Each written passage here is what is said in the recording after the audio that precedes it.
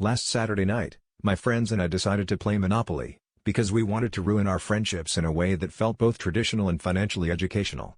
We were all gathered around the coffee table, me, my roommate Jake, his girlfriend Leslie, and, of course, Jake's golden retriever, Daisy, who was mostly interested in the snacks and the questionable smell coming from the Monopoly box.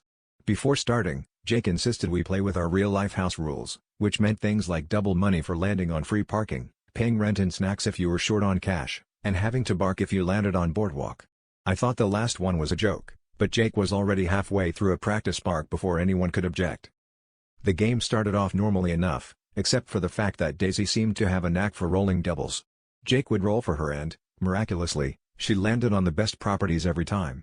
We all joked that she must have a dog's sense for real estate, but by the time Daisy owned both Park Place and Boardwalk, I started to get suspicious. Leslie tried to protest, but Jake argued, "She's just got a nose for opportunity," and handed Daisy the tiny silver top hat, which she promptly tried to eat. As the night went on, the house rules got even weirder. We had to do an interpretive dance if we wanted to mortgage a property, and Daisy, who, for the record, does not have opposable thumbs, somehow managed to trade me out of my last railroad by giving me a slobbery tennis ball.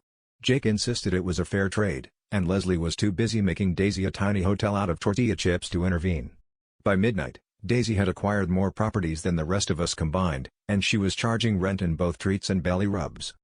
Eventually, I landed on Boardwalk, now adorned with 3 tortilla chip hotels, and found myself completely bankrupt.